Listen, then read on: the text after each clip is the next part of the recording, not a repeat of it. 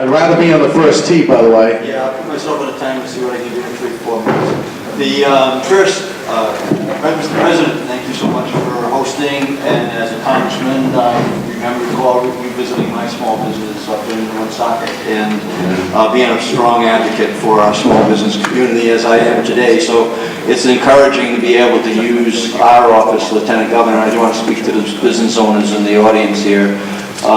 We're trying to do our very best to provide another voice for the small business community in the state. So things that we've done since we've last met, we've had a website that has been put up so you can shop your energy. And along with the governor and the speaker and the Senate leadership providing that 7% reduction for businesses on their sales tax, there's also been opportunities to shop your electricity and save an additional 5, 8, 10%. So when you're talking about efforts in the state that reduce costs by as much as 13, 14% in any given year, I think there's significant progress there.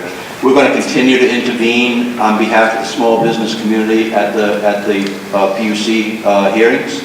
And we had a visit from an Ohio company that actually participated in the website that's at Empower Rhode Island, which is on the division site, that visited our office. That, with the fact that the billing adjustment has been removed and competition has been put in, that area, that's opened up a wide opportunity, and he's brought opportunities to our table, that owner, in terms that we'll share about how to increase the shopping for our business community and all ratepayers in the state of Rhode Island.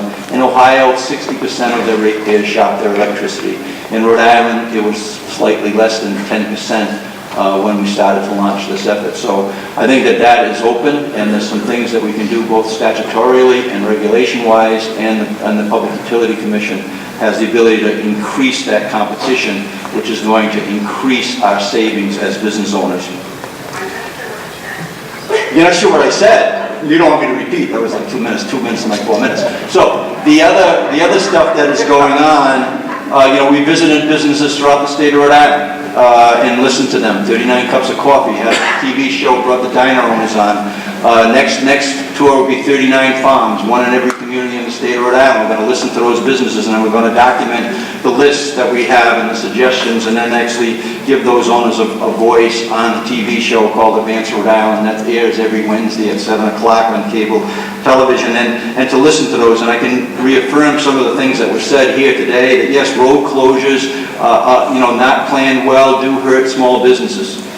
And those closures can actually close small businesses, and so that by the time the improvement that was to be made was going to help the small businesses, some of the businesses are no longer there. So that's a really good point that was made. The health insurance issues, we need the group purchase strategies in our small businesses in a way that hopefully will be positioned to do, and we're meeting with members of our advocacy council on that on a regular basis. And also I noticed that on our advocacy council there's not, there's a low amount of small businesses that actually serve on that advocacy council. We need to reverse that and kind of get a lot of people in there. I'll just really give a quick point-by-point type of things that I'm hearing from the small business community.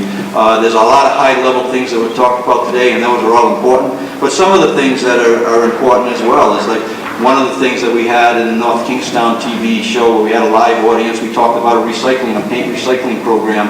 Our early discussion into that shows that we could probably save about 60 to 65% on that program alone, put $400,000 or $500,000 back in the pockets of the consumers and the business owners out there.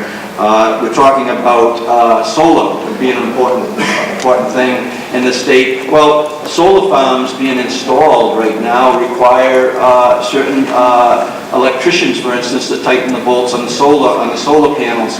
This is by regulation, and so that's something that could be addressed, because not only are you going to streamline the process for the actually installation of solar farms, help those small businesses, but you're also going to put consolidate the timeline on those issues. So, and then I'll say one other thing. There's an advantage that a number of disadvantage that members of small business have, and we're seeing that, and we have a fairly long list. But one of them, for instance, is security alarm companies who could install security systems. They need to bring electricians in to put the low voltage wires in, where a competitor of theirs doesn't have to do that. We need to level the playing field on each and every one of these things for our small business to compete, whether it's in job training grants, where I visited a business in Smithfield this week who was looking to get a job training grant, a $10,000 item, or, to cover $5,000 of that expense. We need to make sure a good portion of our training dollars go into the small business community and not just, put particularly into the larger businesses. We need to share those dollars out. So anyways, that's enough. That's 4 minutes and 22 seconds, Mark. There you go. Any small business want to talk to me, please come and say that. Matt?